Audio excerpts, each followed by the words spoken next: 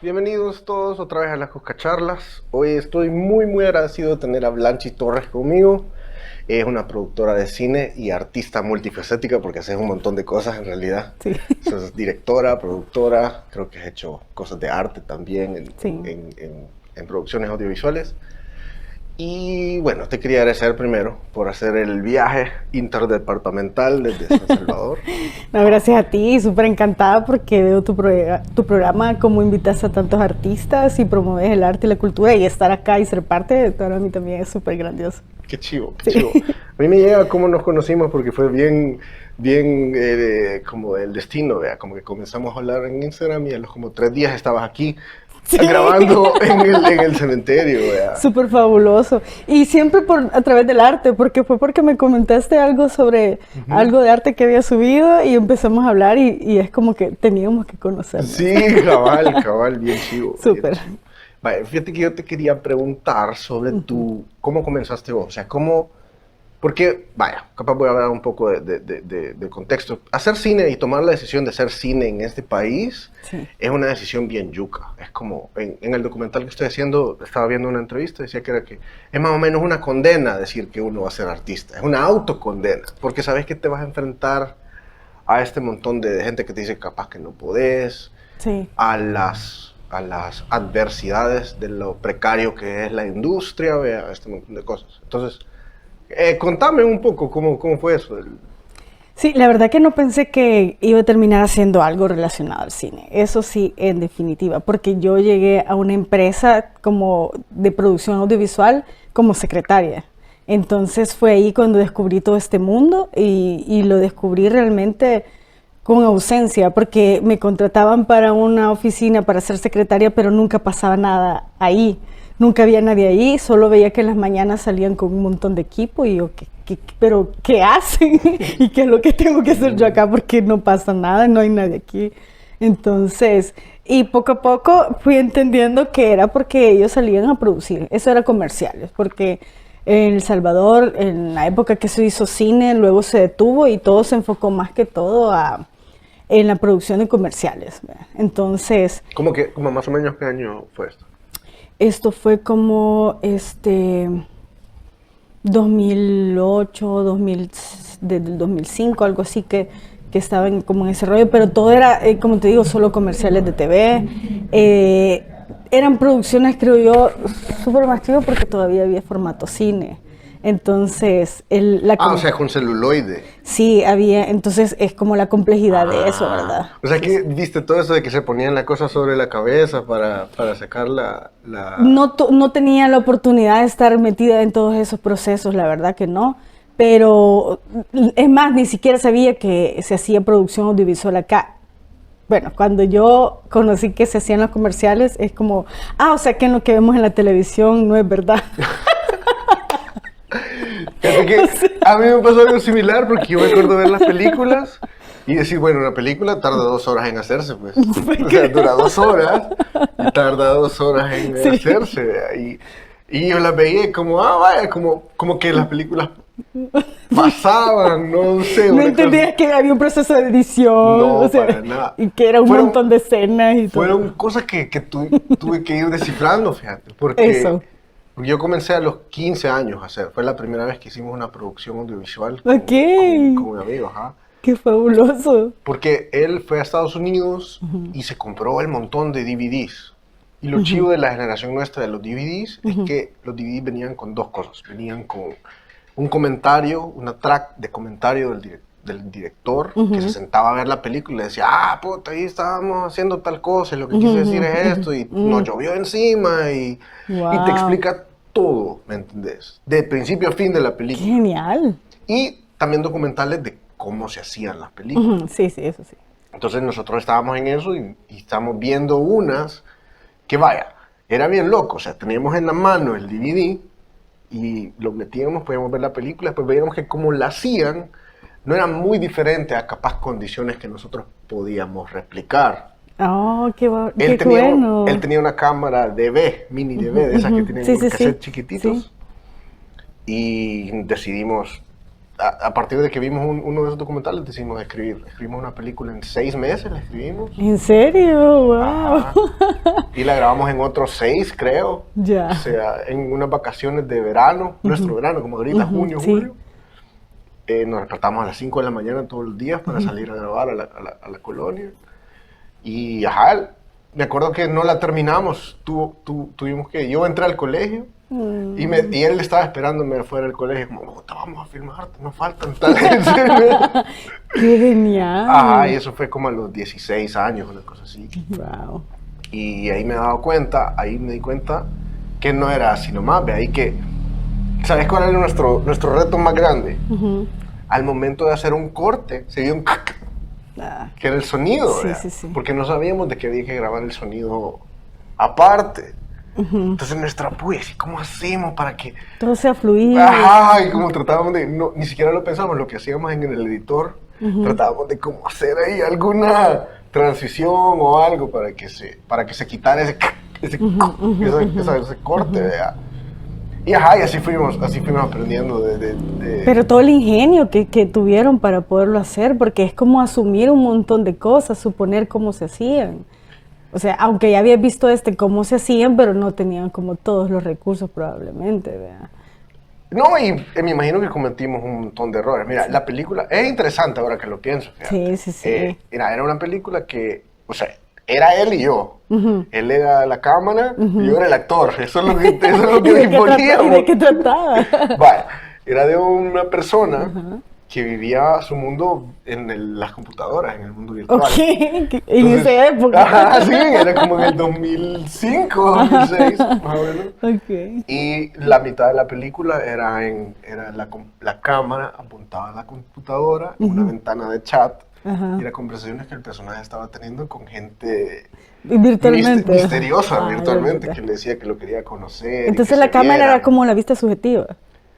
Era bien loca, porque la cronología no era, sino que hicimos una cosa como que en la primera daba con la 7ª escena y después la segunda. Bien difícil. Era súper complejo, Sí. men. Y es que porque teníamos un montón de tiempo y estábamos viendo películas como Memento, estábamos viendo películas como Pi, la película. Esa fue la que nos inspiró, que era en blanco y negro, se veía medio cacazo.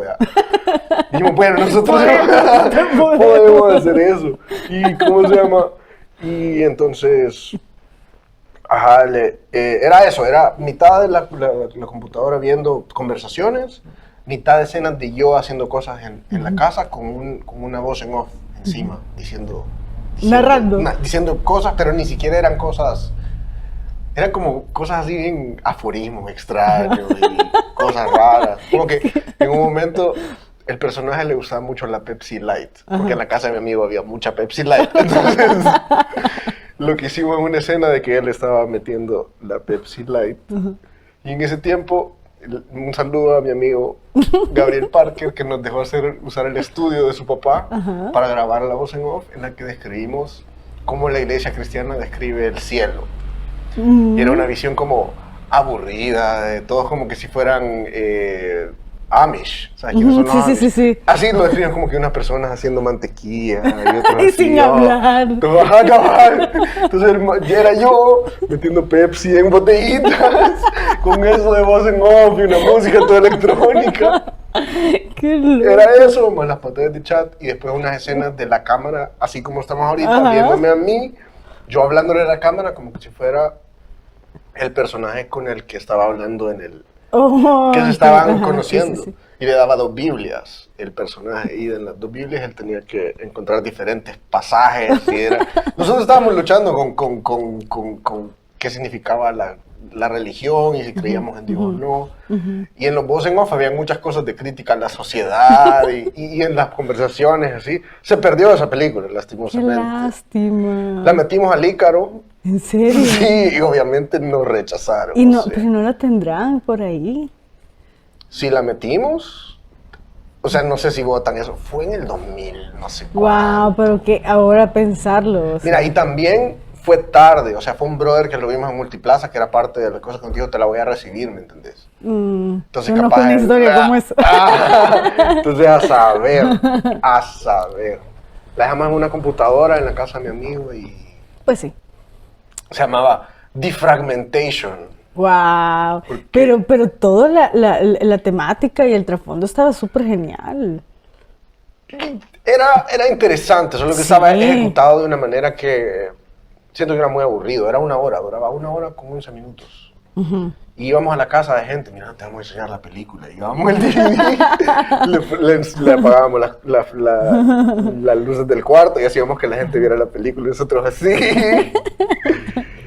Qué bonito. Fue una experiencia súper chiva. Y un la gran verdad. trabajo, una gran dedicación. O sea, sí, Sí, querían de verdad hacer eso. disciplina. Sí, Yo sí, estoy sí. asombrado porque no muchos bichos a esa edad. No, no, dicen. no. Imagínate, o sea, y era bien a la nada, pues, era yo hablando hacia la nada, no es como Sí. que estábamos haciendo, Dialogando y teniendo... oh, Indiana Jones, así que voy corriendo, haciendo una cosa, era una cosa bien, necesitaba mucha voluntad de nosotros para que Sí. existiera. Sí, sí, sí. ¿Y cómo hacían con el tema de la continuidad y todo eso? Fíjate que es algo que hasta mantengo en cómo grabo ahora. Que si te acordás por las cosas que he visto, hago muchos planos que los mantengo y la acción sucede. Entonces hacíamos eso mucho. Ok. Entonces eran planos en un trípode y la acción sucedía. Entonces no había que preocuparnos mucho por la continuidad. No teníamos un entrenamiento de, digamos, montaje digamos, de decir, vaya, este ángulo tiene que dar con este. Sí, sí, sí. Sino que poníamos la cámara viendo así una torre de electricidad y poníamos una cosa, era como bien lírico, así Sí, bien sí, sí, sí, sí. abstracto, digamos, bien experimental y como película de festival, pues, como... Sí. Qué lástima que se perdió porque suena bastante interesante, sobre todo porque aún hoy todos a veces buscamos como hacer un corto o documental, pero ya meterte el rollo de decir voy a hacer una peli ya es otra cosa. Entonces ya es una complejidad y un compromiso, pues porque tenés que terminarlo. Creo que tenía que ver con el hecho de que los dos estábamos tan... Eso era lo que hacíamos todos los días, ¿me entiendes? Entonces se volvió una progresión lógica de estar viendo las películas. Y también Jackass tuvo mucho que ver, fíjate. ¿En serio? Sí, ¿Cómo? porque la cámara, creo que la compró más para grabarnos haciendo estupideces, saltándonos de lugares o pegándonos con cosas. Esa fue como la razón que Sí. creo que Entonces, eso nos daba a nosotros... Y siento que Jackass tiene una teatralidad, fíjate. Como que Sí. no es solo la bayuncada, ¿me entiendes? No es solo el golpe, sino que siempre sale alguien a decir algo y es como, bienvenido. Y es Sí, como sí, un cierto, chiste, sí. como Sí, si sí, fueran sí. los Looney Tunes, ¿me entiendes? Sí, Como es si fuera Bugs cierto, Bunny, tienes una cosa razón. así. Entonces eso a nosotros nos daba una como pauta presentacional de Sí. decir, va, esto es como... Entonces creo que eso, y mira, y es una cosa, un privilegio de niños de clase media, de que vivíamos en una burbujita que podíamos andar en la calle grabando, y nosotros hasta burlas les hacíamos a los vigilantes que decían, tenían unos códigos ahí, Ávila, no sé qué, porque andábamos nosotros ahí grabando y que están haciendo estos bichos, ¿verdad? Ajá, sí, sí, sí. Y era ahí por donde, era cerca de la sabana, cerca de por ahí, Ajá, era qué donde, chido. donde la grabamos. Ajá.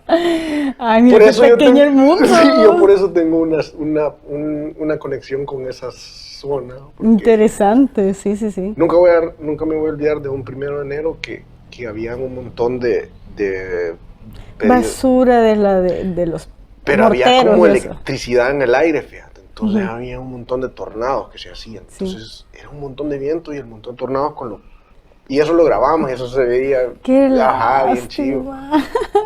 Pero qué bonita historia. Sí, la verdad que lo mío sí es pura casualidad.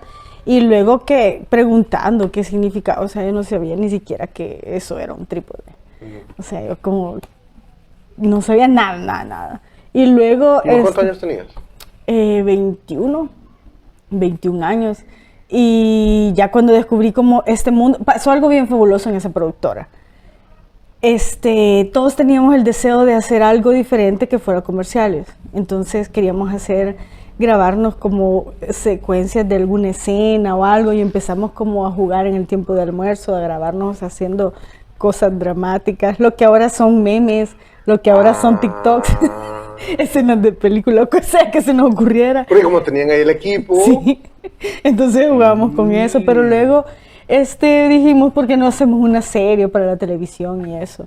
Y surgió una serie de televisión que se llamaba Pero eso no estaba financiado por nadie, digamos. No, era todos en nuestro tiempo libre, aportando con nuestros conocimientos y la empresa poniendo todos sus recursos, ¿verdad? O sea que la empresa estaba como de acuerdo que lo hicieran. Sí, porque mi jefe en ese momento, Pepe Montoya, que es una persona que se divertía viéndonos hacernos todo esto, y como está chivo, y es como, hagan algo pues, escriban un guión pues, y nos retaba, y se divertía muchísimo. Él es de verdad que es una persona sumamente inteligente, como muy metida en su mundo, siempre creando cosas, lo veías como medio hablando ahí, solito, caminando, planificando, y de repente, mira, vos, hagamos no sé qué, entonces había una dinámica de creativa, que estaba como en el aire, y surgió esta serie que se llama La Urbe, que trataba como historias cotidianas, conflictos de la sociedad, que son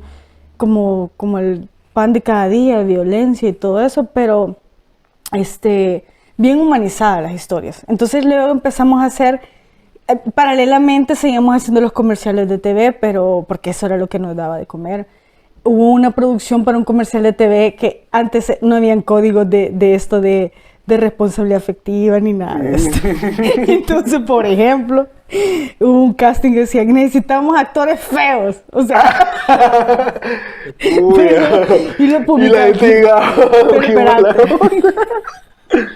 Miren, necesitamos gente que tenga los pies así con hongos. O sea, te lo juro. Y habían publicaciones en el periódico de esto.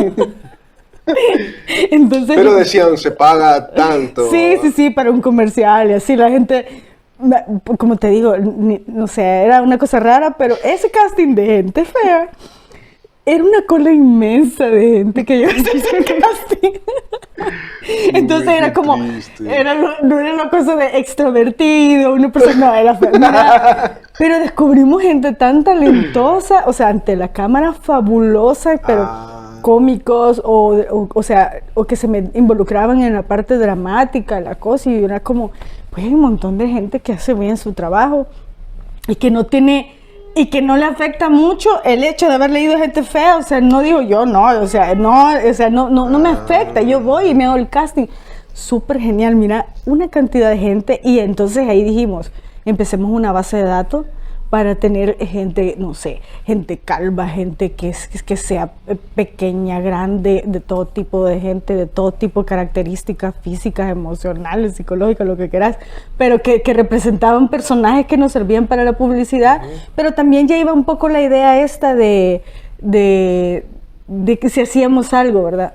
Entonces ahí empezaron a surgir... ¿Y eso está disponible, lo que hicieron? No está disponible, porque pasó algo bien complicado. Sería bien chivo hablar de esto, ¿sabes?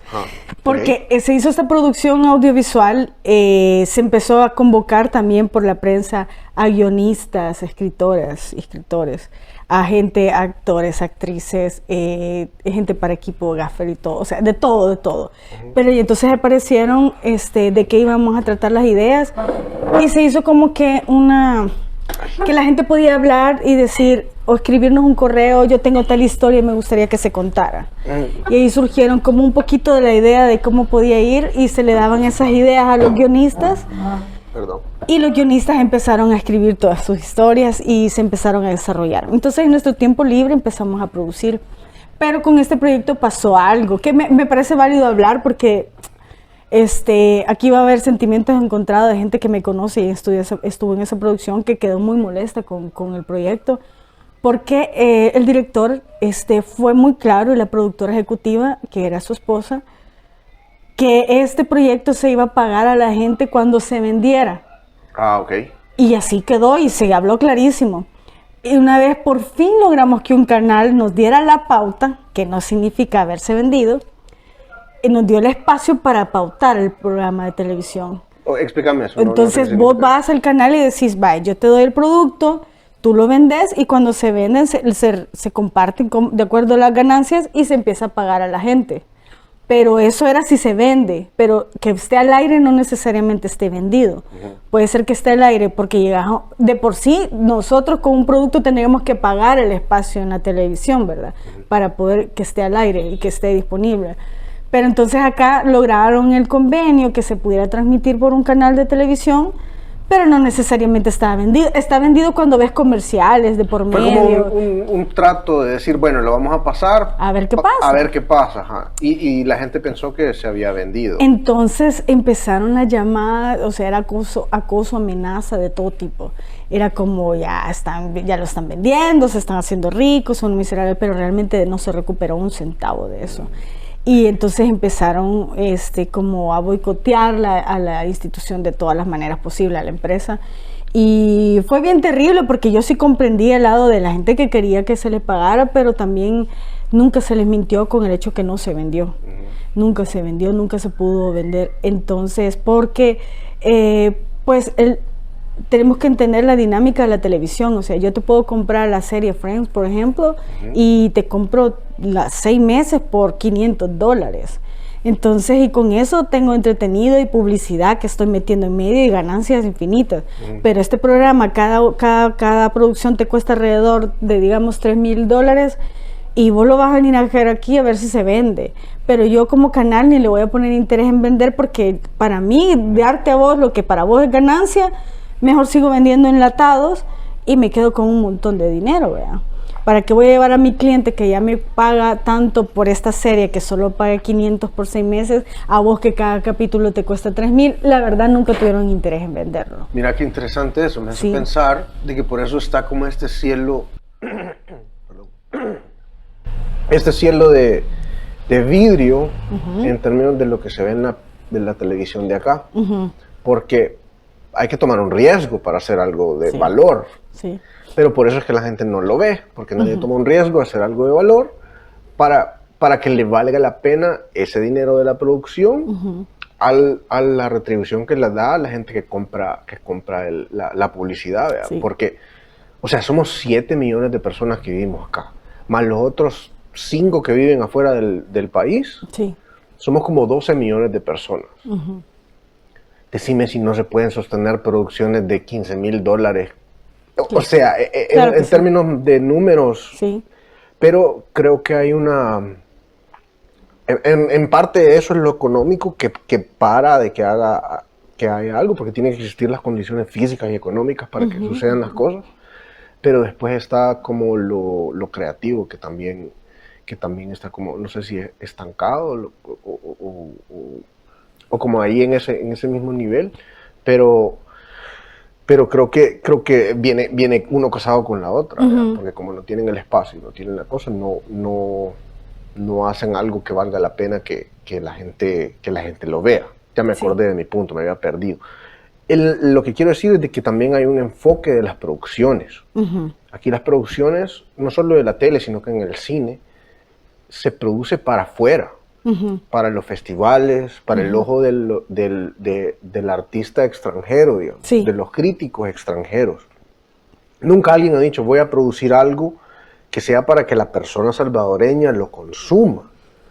Y fíjate que yo tuve experiencias bien chivas de ver en Argentina la televisión. Imagínate, es un país gigantesco. Entonces lo que se producía ahí no estaba pensando en considerar a nadie más que el argentino promedio, que es la masa de los 40 millones de personas que viven ahí, ¿verdad? Entonces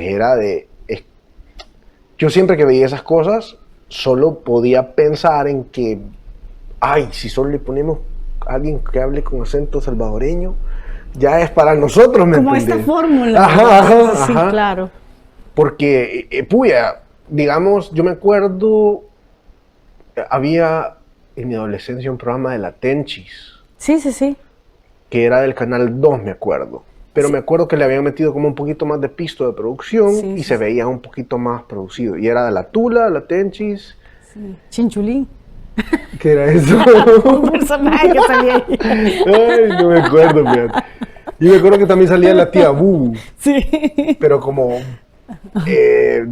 era una persona, pues, actuando. Pero esos proyectos fueron exitosos hasta este día, o sea. Sigue siendo éxito. Sí. Y eso porque o sea, yo me acuerdo de hasta yo de bien chiquito ver esas cosas y cagarme de la risa. Sí, sí, sí. Porque escuchaba el lenguaje, escuchaba la Sí. idiosincrasia y todo eso. Sí.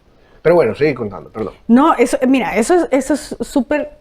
Hay que comparar esas cosas, porque acá lo que ahora yo como que resiento de esas producciones es que te fomentan cosas como que no te ayudan a evolucionar como sociedad, pues. Porque fomentan como los estereotipos, el machismo, esto de qué hace la mujer, qué hace el hombre, y todos esos papeles los siguen fortaleciendo. Y eso, digamos que siempre me pareció, aún pequeña, era como algo que yo sentía que algo no me Estás hablando cuadraba. de la Tenchi y todo eso. De la Tenchi y todo esto. Entonces... Y la mayoría de producciones que se hacen, digamos, Domingo para Todos. Sí, y sí, sí, sí, todo, sí. Hay una como cultura mediática que yo Sí. le digo el síndrome TCS. Sí. Que hasta lo ves cómo hablan los reporteros, Sí, sí, cómo sí, se expresa sí. la gente. Y Sí. es como para mí es la como falsedad de nuestra clase media alta para arriba, que es como... Pero entonces lo peligroso de superficiales. eso es que la sociedad lo reconoce como una realidad aceptable. Es Porque como lo ves en la tele, Sí. ¿verdad? Ajá. Eso como ya te da le da una validez a las cosas. Entonces, esta producción, La Urbe, lo bonito era que eran historias reales por ejemplo, del estrés que te puede causar un trabajo y tu jefe y que en tu familia no hay apoyo. O sea, hablaban de temáticas, de cosas como un poco más profundas. ¿Qué en les los pasaban a temas. ustedes? Pues? Y que también la misma gente, al otro lado del televisor, ya que hablaron de esto, me gustaría, hablamos de abuso sexual, hablamos incluso de cómo alguien vive una vida ocultando si es, por ejemplo, trans o sea, todas esas temáticas en esa época las estamos tocando, yo creo que de la mejor manera que podíamos, y de verdad que el recurso, el equipo sí lo teníamos, pero mira, o sea, lo más fabuloso de ahí era la producción, conseguir locaciones de gratis, conseguir a través de favores el equipo, si necesitábamos muebles, si necesitábamos todo era conseguirlo gratis. Con amigos, con gente que ya habíamos hecho comerciales y todo eso. Entonces fue fabuloso como también entendimos la dinámica diferente de adaptar lo de la televisión, de comercial de televisión a lo audiovisual. Entonces fue como, wow, o sea, sí podemos hacer esto. ¿Y cuánto duraban los episodios, tío? Fíjate que desde la producción era bien chivo, porque nosotros teníamos como para buscar casting y toda la una semana. Grabábamos en 2 días, o sea, en 2 días un capítulo. A menos que quedara algo que después íbamos en la semana a grabar mientras se seguía haciendo la preproducción. Y la edición era como así, o sea, también... Las madrugadas, ¿verdad? Ajá, habían 2 editores, uno de ellos era Edson Amaya, y era como que, pero es que también a todos nos gustaba, era una pasión por estar haciendo eso. Yo me acuerdo que él no dormía, pero no como, que quiero hacerlo, sino que de una manera que no sé, era como... como esto es lo que tengo que hacer, esto es lo que hay que hacer. Y quiero ver cómo termina, ¿verdad? Entonces... Y a los 3 días ya estaba la edición y era como, bueno, se va, ya aprobado, ¿verdad? Entonces era como una dinámica bien fluida, sin dejar aparte los comerciales que tenían que salir, pero lo más bonito para mí era cómo se manejaban los temas, cómo se abordaban los temas, cómo se consultaba con gente que sabía un poco de esto, sobre la niñez, sobre el abuso, sobre eso. O sea, eso tampoco lo habíamos visto cómo se hacía. Era como suponíamos por el cuidado de las personas. Y aún así te digo, las convocatorias esas tan chistosas. Sí, gente fea. Ajá, o sea, pero sí pasaban esas cosas. Entonces, esa producción lo que generó es que los televidentes manifestaban con una invasión de correos que no te puedes imaginar. De verdad. O sea, y ni sé cómo, porque ellos mismos... Espérate, déjame entender. Ustedes estaban haciendo comerciales. Un día decidieron, vamos a hacer esta serie de televisión. Así lo pensaban. Hicimos como 8 o 12 y lo llevamos al canal. Ajá. Lo llevaron al canal, la productora ejecutiva. ¿Cuánto duraba? 22 minutos. O sea, lo que era No, yo creo que duraba media hora. media hora. Ajá. Bueno, sí, ¿verdad? Como por los comerciales y eso. Ajá. No me acuerdo realmente si eso, creo que más. 28, 20, casi media hora. Digamos que media hora. Digamos, ajá, que media hora. sí. Duraban media hora. Pero sí, el formato creo que sí era el de media hora. O sea, me refiero a que no sé si duraba 1 hora, cuando digo que sí, poco más. No estoy segura si 1 hora o media hora. Ah, ok. Ya no lo recuerdo. Hicimos eso, continuamos haciendo producción. Uy, pero tenían una maquinita de hacer cine bien aceitada para poder sacar eso en una semana. Sí. Mira, es que ¿Era 1 o 2 semanas? básicamente se sacaba un capítulo como en semana y media casi. Puya. Sí, Como que si fueran en South Park. ¿Viste? La gente de South Park en 6 días hacen los episodios. Wow. Ajá. Uy, pero estoy en millones de dólares y 18,000 personas trabajando. Sí, aquí era puro, no sé, pasión, vea. Pero entonces llevaron ustedes la cosa al canal y cuando comenzó a transmitirse por el favor o el trato que hicieron con ellos, fue que la gente comenzó a decir, hey, me siento identificado. Y ¿sabes qué? Quiero hacer hincapié a la gran necesidad, o sea, esa avalancha de correos que viste es la representación física de la gran necesidad de verse representado. Estaba diciendo que la representación es súper importante, que yo estoy cansado de escuchar a salvadoreños en su arte expresarse como personas de otro lado, ya sean como mexicanos, como argentinos o hasta medio chapines, porque es que mira, es inevitable que las influencias de las potencias culturales no te influencien. Sí. Es inevitable, ¿me entiendes? Y todo lo chivo viene de combinar cosas y agarrar cosas de otro lado. O sea, ¿sabes que hoy estaba viendo una cosa de Stanley Kubrick? Que Odisea del Espacio costó $12 millones. Wow. La Naranja Mecánica costó 2. O sea, fue hacer una película súper grande, hacer una película independiente, chiquita, con él la operaba la cámara un montón de veces, un montón de cosas que lo hicieron para poder hacer la película barata. Entonces, como que es necesario que entendamos de que, o sea, en esa película se puede ver cómo el hombre copió un montón de cosas. O sea, ahí estaba viendo, ahí lo voy a poner, que hay unas tomas que unos planos que los robots, literal, los robots son exactamente una reproducción de otra película, pero están ocupados en otro contexto para dar otro efecto. Y hasta se siente una cosa bien chiva referencial, pues. Él no esconde que los ha robado, ¿me entendés? En ningún momento él habla de las películas estas que le gustan. Dice, esta es mi película favorita. Digamos, hay una parte que en la Naranja Mecánica la cámara le hace así. Se acerca a unos labios. Y hace eso mismo. Así, y hay una película japonesa que hace exactamente lo mismo, con el mismo lente, o sea, él sabe lo que está. Y eso es súper válido. Lo que no es válido, a mi perspectiva, si yo fuera el juez del cine salvadoreño y le pusiera multas a todo, lo que no es válido es solo hacer una representación, como vaya. Hace poco me dediqué a hacer un video, que no lo publiqué porque me dio miedo, de escuchar las top 5 canciones de los premios que fueron hace poco. Escuché las de rock, todas las nominadas. Y hice mi reacción en vivo de qué es lo que pensaba de lo que estaba escuchando. Yo dije, no sé, voy a tratar a ver cómo sale, a ver cómo parece. Y no me gustó el video, así que no lo publiqué. Pero la cosa es que en un momento escuché una canción que era igualita a Tool, la banda Tool. Es una banda de acá que lo que hicieron fue reproducieron Tool. O sea, pero es una reproducción impecable. O sea, el mérito virtuoso técnico. Era como un homenaje entonces. No porque son música original, pero vos lo escuchás y es Tool, pues. Wow.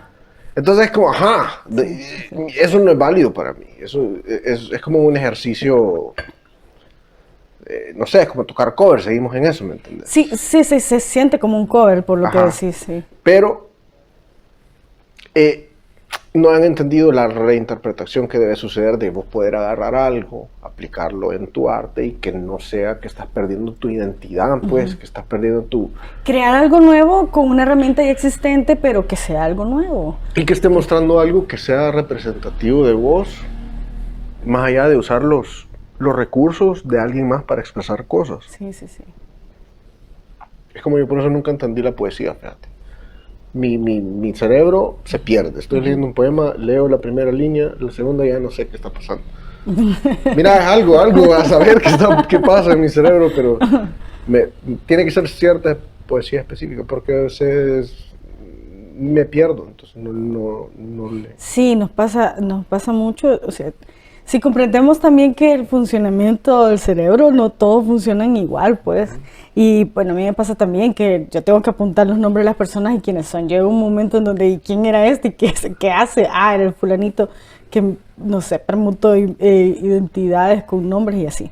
Y sí, no, yo estoy muy de acuerdo con eso de la identidad, y por eso creo que ese proyecto fue muy aceptado, porque como lo sabíamos era la reacción de la gente. Con esto que te menciono de los mensajes, una cantidad infinita de gracias, o sea, gracias por hablar de esto. Entonces eso es decir, eso me representa, ¿verdad? Y fíjate que eso nos va a dar referentes. Sí, sí, sí. Y eso va a fortalecer más la identidad, porque yo veo un montón de ahorita de jóvenes que no hayan cómo comportarse, no hayan cómo ser sus personalidades. Porque mira, allá en Argentina hay unos referentes súper claros. Y hablo de Argentina porque es donde yo pasé tiempo, pues. Y es lo que a mí me ha enseñado muchas cosas sobre El Salvador, por solo ver la comparación, ¿me entiendes? Oh, qué interesante. Solo ver la diferencia, como, por eso somos así, y un montón de... Digamos, una cosa que aprendí, allá es todo plano. Sí. Y acá estamos rodeados de montañas siempre. Sí. Entonces nosotros creemos que lo único que existe es esto. Que después de las montañas no existe nada más. Por eso si vos ves un salvadoreño, dice, maje, este es el mejor restaurante del mundo. Está en San Salvador, ¿verdad? No te dice el mejor restaurante. Y allá vas allá, no, este es el mejor de la ciudad, te dice. Porque tienen un contexto, porque puedes ver que el mundo... Sí, no he llegado allá, pero hay más. Y son cosas así bien que si no... Qué interesante, cómo funciona el cerebro, pues, lo que puede ver. Ajá. Y entonces, por eso mismo, sí, es un gran referente, porque es como... Te genera conciencia. A mí no me ha pasado, pero ver la historia, ver reflejado algo que es como... Nosotros tenemos a Roque. Sí. Es el único. Es el único referente cultural que tenemos. Y a mí me molesta que tengan que ser una figura de guerra, que tengan que ser una figura política. No hay otro. Digamos, ¿quién es este otro señor que fue un referente artístico acá? El Yort. Sí. Y él ni de acá es. ¿Entendés? O sea, vi chivo, buen trip, feliz, gracias. ¿Ah? ¿Se lo re? Ese es otro que... Bueno, no, sí, Salvador me gusta mucho. y él capaz es otro de los pilares de nuestra identidad. Pero es que también me molesta que... No es que me moleste, pero es que siento que hay algo que tenemos que darle un quiebre, un rompimiento, porque él viene de la escena de la escultura de Nueva York. Y él es muy laudeado en las escenas de los Illuminati, básicamente, ¿verdad? O sea, de la gente súper clase alta de Nueva York, de los círculos artistas.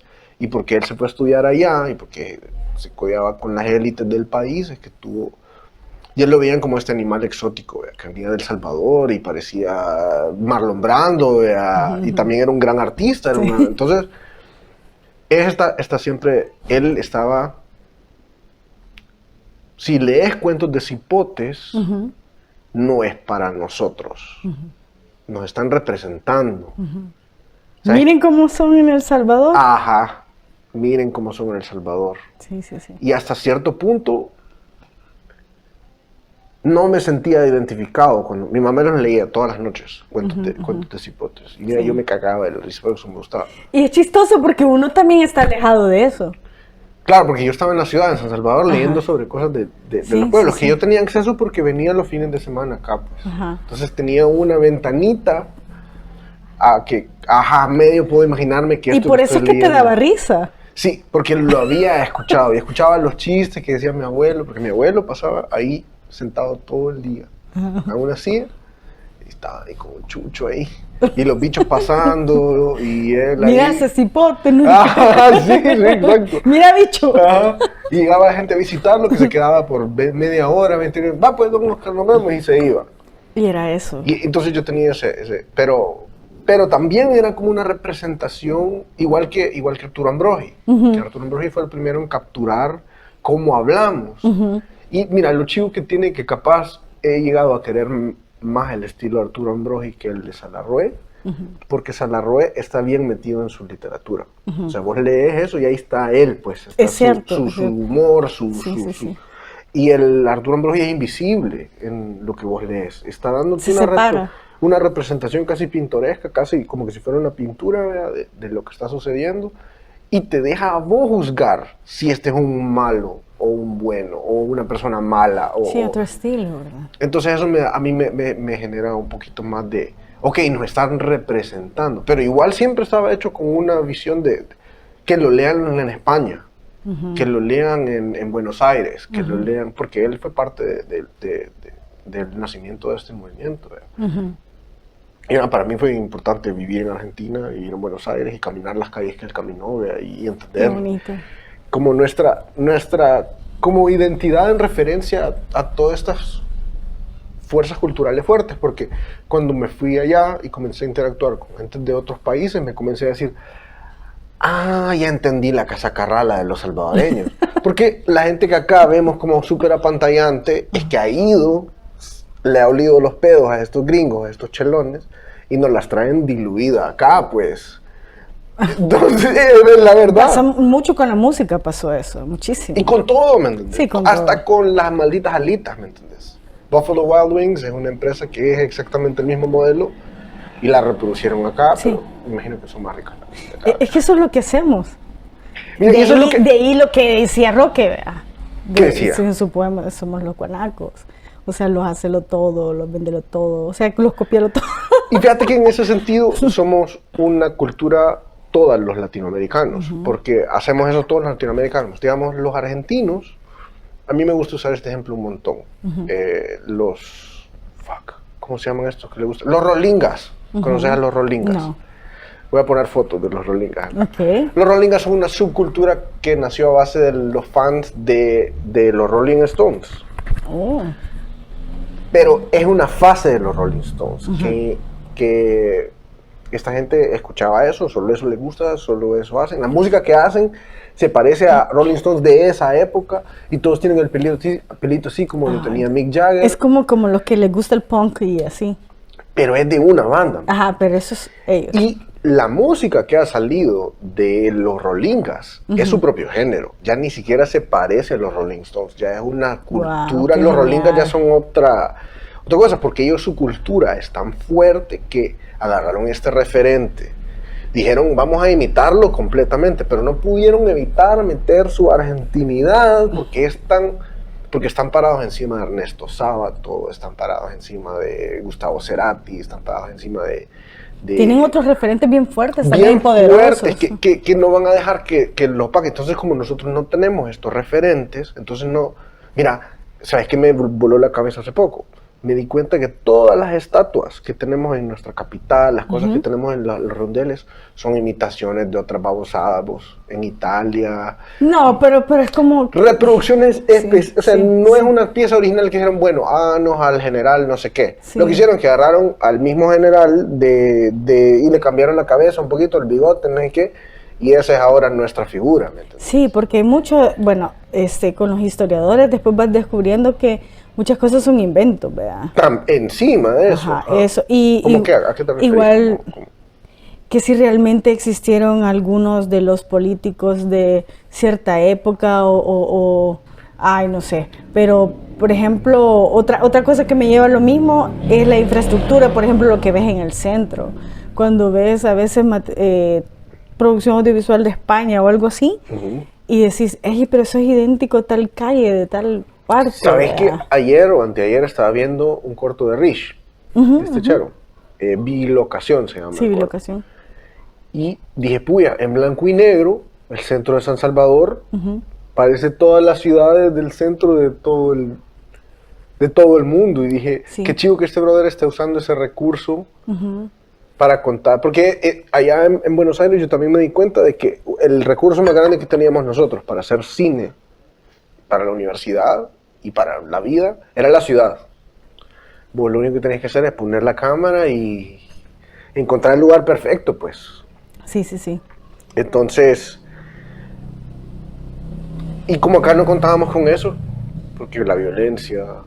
Sí, no, pero es bien interesante también estar consciente de estas cosas, porque por ejemplo cuando Brenda hizo su película, grabó algunas escenas en el centro de San Salvador, en algunos edificios de allá, y de repente tuvo la oportunidad en su gran gestión de producción de ir a grabar a España, y se machaba perfectamente, porque, o sea, no sentís la diferencia por lo que te estoy contando. Entonces, como tener eso claro también te permite jugar con estas posibilidades, ¿verdad? es bien chivo vivir este tiempo que estamos viendo, que se están resignificando un montón de símbolos, Eso. estamos redescubriendo la infraestructura de la ciudad, que era algo que capaz nuestros abuelos vivieron, nuestros papás ni mucho tampoco, capaz cuando estaban Sí. pequeños, vea. Sí, sí, sí. Pero fíjate que me gustaría saber cuando tú comenzaste ya más a tomar este rol de... Yo te veo como súper productora vos, Ay, o sea, porque gracias. en los acercamientos que hemos tenido, cómo te hizo trabajar, es como... es así como la mamá de Los Increíbles. Sí, es el hecho de algo fabuloso que es no tener los recursos más que las ganas, ¿verdad? Entonces, eso Entonces te como hace que te fuerza a pensar. Creo que eso te puede volver a un superproductor, una superproductora, porque es como, esto lo idóneo sería esto, pero no tengo eso idóneo. Entonces, ¿cómo lo logro? En el mismo tiempo y que nadie tiene que saber, yo lo resuelvo, ¿verdad? Entonces, es un poquito eso y yo creo que empezamos cuando hicimos un programa para que promovía el arte y la cultura que se llamaba Radicales y teníamos solo una cámara, una handicap. Y como nuestra referencia con Edson era en TV. Y ves el montón de ángulos, ¿verdad? Es verdad, Se siente, ¿verdad? se Sí, siente. sí, ahora que lo decís. Entonces sí. ves los... Hasta como lo rugoso, las texturas en la Eso, sí, edición, sí, sí. es verdad. Entonces nosotros, la idea de hacerlo así era escuchar la retroalimentación de a quién le importa el arte. Y yo decía, pero ¿cómo es posible? No les importa el arte, nuestra cultura, nuestras cosas.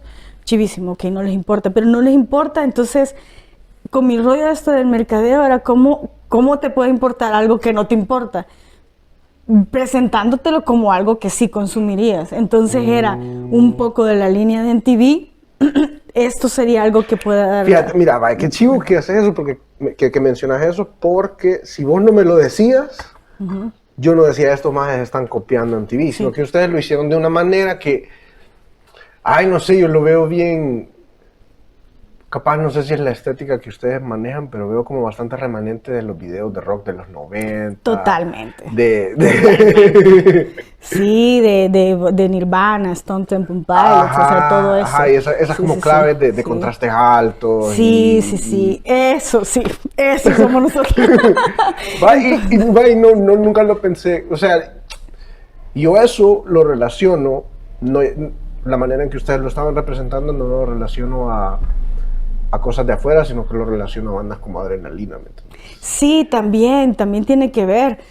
Entonces, la idea era como a nivel global generar una estética que sea aceptable, que sea como lo reconoces, y cuando trabajas en publicidad el aspecto psicológico de las cosas lo tenés que entender, ¿verdad? Entonces, con qué la gente rápido entiende que esto es café, que estoy vendiendo café, y cuando hice esas reuniones de todo lo que usted me dijo, el precio, los colores, la marca, ¿qué quiere destacar? Y esas reuniones donde estás haciendo el brief, entonces aplicar todo eso para la producción nuestra, y era, ¿qué es lo que queremos? Primeramente es que la gente cuando lo vaya pasando no o sea, diga, lo voy a como quitar. Fueron como los años de fogueo en publicidad. Sí, aplicado a esto. Aplicado a... Totalmente. La producción, eso, y también, y entonces era para nosotros, tenemos que crear una identidad que, no solo visual, sino también auditiva, que cuando yo vaya, porque este rollo de cuando veía Goku al mediodía, era main, ya empezó Goku y toda la mara corriendo a su casa a ver el Goku, vea. Entonces nosotros queríamos un sonido que cuando fueras en la calle ya empezó Radicales, y te juro que nos pasaba, la gente nos escribía, no pude llegar, o sea, y nosotros también, ya va a empezar porque ya está sonando en la... y escucharlo así, el que los vecinos lo tenían, era como wow, o sea, se logró eso, pero para poderlo alcanzar tuvimos que recurrir a esto de hacer algo como algo que la gente ya puede ubicar, y era la estética de lo de MTV. Entonces, ya el contenido es diferente, porque el contenido es lo que el artista en su forma, en su idiosincrasia, en su filosofía, cómo se va a mostrar. Entonces, con este programa sí nos pasó mucho de esto de crear como un orgullo, porque cuando vos lo ves... Como valorizar a estos artistas, ¿verdad? Sí, porque es que lo que decía es como quiero ver Radicales, pero no era como quiero ver Radicales por el programa en sí, sino porque en Radicales vas a ver a tus artistas, vas a ver a gente que no conoces o que si conoces, nunca te imaginarías verlo en la televisión, porque aquí estaba cerradísimo a que los artistas iban a estar en la televisión. Entonces, digamos que aquí tuve mi primera experiencia con un audiovisual, así como algo como concreto, como proyecto, ¿verdad? De decir, yo voy a producir esto. Sí, sí, sí. O sea, yo realmente la palabra producir ni lo consideraba. Es como que yo hacía cámaras, yo tenía que tener concepto de dirección también, porque es como, pues sí, ahí vos vas a grabar el público y vos grabas los detalles de la música. Y una conexión con Edson, con el director, ¿verdad? En donde él estaba como que, acá, está pasando esto, y yo me quedo aquí, o sea, era como, el primer movimiento era vos para allá, y yo me quedo con esto, y yo estaba como, ok, y luego, de repente, como la locura de los eventos y todo lo que pasaba, era como, ahorita lo importante se fue para allá, entonces nos movemos. Pero lo genial es que en el camino se hizo el diseño de producción, que parecía que tuviéramos 4 cámaras, porque yo tenía el privilegio, por ser mujer, imagínate esto, que por ser mujer me podía subir al escenario y no se veía mal y no me iba a decir, bájate, va, chava. Aunque sí me bajaron un par de veces, pero era como, yo hago toma aquí, pero también me doy la vuelta y hago aquí y luego regreso para que digan, porque me aprendía las canciones y todo para saber qué destacar algo y así. Y entonces decían, uy, es un montón de cámaras y a veces era una. Y entonces era, en la siguiente canción, mira qué canción tiene este mood de esta que acaba de pasar dentro de 2. Ok. Entonces, para machar la actitud del público con la canción que habíamos grabado a ellos como música. Entonces, vas creando tu diseño de producción, la vas diseñando de tal manera que logres eso, ¿verdad? Como que tuvieras un montón de recursos. Entonces, si yo puedo saber o agradecer a qué se merece, que yo pueda decirme, sí, me considero una muy buena productora, es esa inventiva para solucionar todas las carencias, ¿verdad? O sea, en la adversidad, ¿verdad? Sí, pero que el resultado sea óptimo como que si lo tuvieras. Entonces, esa era la meta. Y yo siempre sentía que sí lo lográbamos. O sea, yo me sentía como lo logramos, o sea, quedó como queríamos. Y fuimos mejorando con la productora, por eso se llama 8 milímetros, porque empezamos con una camarita que tenía 8 milímetros y eso fue como nuestra primera herramienta, ¿verdad? Y luego conseguimos otra handicap. El sonido era terrible, es lo único que sí admito que nuestros primeros programas eran fatales. Que el sonido es lo más complicado. Mira, para mí que es como inherente en el medio, porque la mayoría de gente que dice voy a hacer cine somos personas visuales. Sí. Y como del sonido no puedes ver nada. O sea, yo lo que hago en esta generación es chivo, porque tienen acceso a un montón de herramientas que te permiten ver el sonido, ver una ondita. Y dice, aquí está para arriba, aquí está para abajo, o aquí está el ruido. Sí, porque si no es, o sea, y es lo primero que falla, pues el sonido siempre es lo primero. Y es terrible ver algo con mal sonido.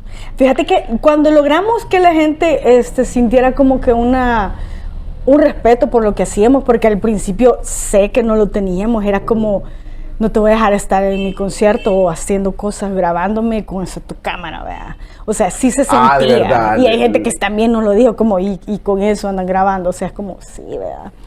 O sea, eso, pero para nosotros era como lógico, era muy lógico, porque en ese momento eran las grandes camarotas. Sí, ustedes sabían pues sí, Era como, yo lo entiendo, yo lo entiendo. Pero cuando logramos como que entendieran que con ese recurso hacíamos, mira, pasó algo tan hermoso con el tema de la música. Era como, mira, vamos a grabarte esta canción y vamos a grabar todos los detalles. Sería posible que al final la pudieran repetir. O sea, va, chivo, o sea, está bien. Para que sí tuvieran 2 ángulos. Para tener para poder grabar un plano general con el audio más decente. De lejos, para que no se escuche tan saturado. Porque todo lo demás, si estábamos a la par de la bocina, del batero, era una locura, pues. Aún así, yo creo que fue tan válido. Fíjate que Edson, él sí, mucho el tema de la calidad técnica. Y yo, mira, que no te importe que se oiga reventado, por favor, te lo suplico. Y él, o sea, hay cosas que las dejo ir así, pero porque para mí era, entendés que esta canción no existe digitalmente en ninguna parte, en ninguna, y aunque sea así, vas a escuchar a alguien diciendo esa letra, ese mensaje, solo déjalo ser así, porfa. Y él va, chivo. Entonces, Mira qué chivo esa perspectiva, fíjate. sí, porque sí. eso es algo real, porque acá, bueno, ahora ya es un poco diferente, todo el mundo tiene representación Sí, digital, sí, ¿verdad? sí. Pero antes era nada, así como te dije antes, ves una memoria de la canción, tenías que acordarte de cómo era lo que habías escuchado. Sí, porque, y fíjate que toda esta como pasión empezó porque yo fui a un concierto a la Luna y era el concierto de la Luna. No sé cuántos años estaban celebrando, pero una cosa magnífica como de que 20 bandas súper simbólicas. Y cuando yo escuché varias, que ya las conocía, había ido a conciertos de ellas, pero escuché una que se llama Kumal. Mira, yo lo escuché y empecé a llorar. Yo decía, Dios, o sea, es tan hermoso su sonido, todo lo honesto de esta música. Es que y yo lloraba y decía, por Dios, yo necesito escucharlo otra vez. Y yo así como toda emocionada. Mira, ¿dónde puedo conseguir tu música, tu disco? Y el chavo se puso a reír. Y, ¿Cómo pues? y yo, ay, yo, qué mala onda, se está burlando mío, porque yo, pero, o sea, no, en verdad, o sea, no tenemos disco, yo, pero, o sea, ¿cómo no tienen disco? O sea, si suenan tan bien, o sea, a mí me entera como si suenan tan bien, tienen que tener su disco. O sea, pues no hay ninguna relación con eso, ¿verdad? Pero ella me dice, no tengo, yo, pero ¿y si yo te quiero escuchar otra vez? O sea, cuando vuelva a otro toque, yo, ok, y si te quisieras vender para que te presentes más en otras partes, aquí lo que se hace es dar un toque gratis. O sea, ¿cómo no vas a ser una productora que vas hablando con una banda que ya le está haciendo él? Y si querés o sea, presentarte en un evento o promocionarte en un festival, o sea, ¿cómo? O sea, tendríamos que tocar gratis para que nos escuchen, para que después sí nos den ese chance. Y yo, mira, yo me fui ese día tan frustrada, tan triste, y yo, ¿cómo puede ser posible que esa sea la dinámica? Entonces, y le dijo Edson, mira, por favor, empecemos a documentar lo que la gente está haciendo. Porque la palabra mía era documentar, o sea, porque yo lo veía como algo histórico, como el inicio de algo. Como o de sea, archivo, una cosa de así. archivo, porque no era tanto como cuando ya lo planificamos la estética de una edición así, no, sino que era como, no me importa si es una cosa fija, pero que quede registro de que esa canción existió en ese momento de la vida. Entonces, pero por suerte que él es súper creativo y sí hizo muy bien, muy buen trabajo, excelente con lo poco que teníamos. Pero la cosa era dejar, poder subir eso y que la gente lo escuchara.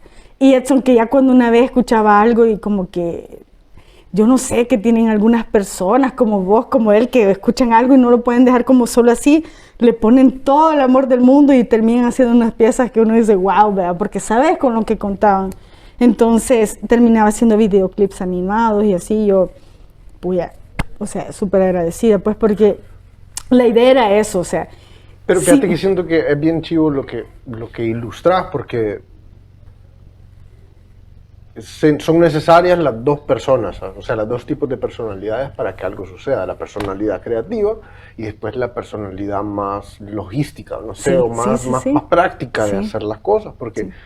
no da una persona, no da para hacer las cosas. Y yo creo que acá desvalorizamos un poco el poder que puede tener unirse o juntarse, porque para mí, existe toda esa cosa todavía un poco. Fíjate que una de las cosas que te voy a contar algo que yo he notado.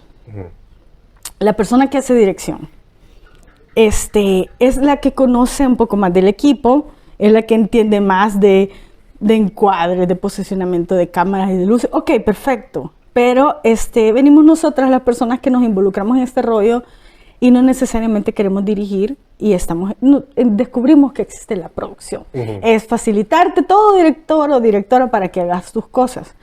Pero lo más frustrante de nuestro trabajo, lo más doloroso o triste puede ser, es que porque vos no sepas operar una cámara en un principio o entender mucho sobre los aspectos técnicos de la luz y esto, que desvaloricen tus opiniones y no confíen en vos. Entonces, solo confíen en lo que pueden entender de lo que vos haces como productora. Entonces, ya, como que si ellos no lo comprenden, no te dan ese voto de confianza de decir, bueno, si él lo hace, si él lo dice, pues, sí. Si no quieres decir, no, explícame porque si no confío en que... O no. Entonces, por ejemplo, mira, yo creo que considero que necesitamos contratar, no solo, un ejemplo, ¿verdad? En el inicio de eso, porque hoy la gente entiende que es un crew, tiene que ser un montón de gente.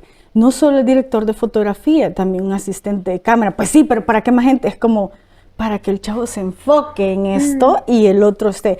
Pero esto que te estoy diciendo ha sido una lucha de producción. Porque como venís de hacer vos solito, como con tu amigo, con una cámara, todo, entonces vos ves que ya cuando son 5, 6, 7, ¿y por qué necesito ese montón de gente si yo lo hago? Entonces, ni siquiera sé cuál es la resistencia, porque a veces mucha gente lo hace sin que le estén pagando, sino que porque quieren participar y colaborar y ser parte de esto, ¿verdad? Entonces, ¿qué sucede con esto? Que genera como un trabajo que se vuelve doloroso y crees por fe que se va a ir entendiendo poco a poco y vas a lograr comprender mis opiniones y como mi criterio. Y bueno, yo pasé muchos años sintiendo como que el trabajo de, vos hiciste cámara, hiciste esto y lo otro y te pago por esto, ¿verdad? En ciertos proyectillos que hice y es como que, espérate, ni siquiera es que me lo reconozcas con dinero, pero, o sea, la idea, conceptualización y lo que es asesoría, lo hice también, o sea, quisiera como ese crédito, ¿verdad? Y si al caso lo pedí, es como que, o sea, te estoy pagando por cámara, o sea, te estoy pagando por algo, es como, es que, no, men, o sea, mira, el trabajo de pensar por ejemplo, en comunicaciones, en la parte de comerciales y eso, por eso tal vez me gustó trabajar en eso, fíjate, en una agencia que se llamaba Cítrico, porque el hecho de pensar era el origen de todo y era valorado. Creativa, ¿verdad? Exacto, entonces era como hermosísimo que todos pensando y llegamos a algo súper genial. Pero aquí es como que ya diste toda la idea, es más, vos la concebiste y es como, va, quítate aquí, pues sí, mira, entonces vamos a hacer esto, es como, o sea, dame el crédito y esto no es y en este país creen que el crédito es una cosa de ego, que te den un crédito, todavía gente sigue pensando que es ego tuyo, men, es una forma vital de pago creativo y de la industria. Es importante para los portafolios. Porque, vaya, fíjate que yo hice mi primer no fue mi primer, fue como mi tercer cortometraje, el largo que te enseñé, de 18 minutos.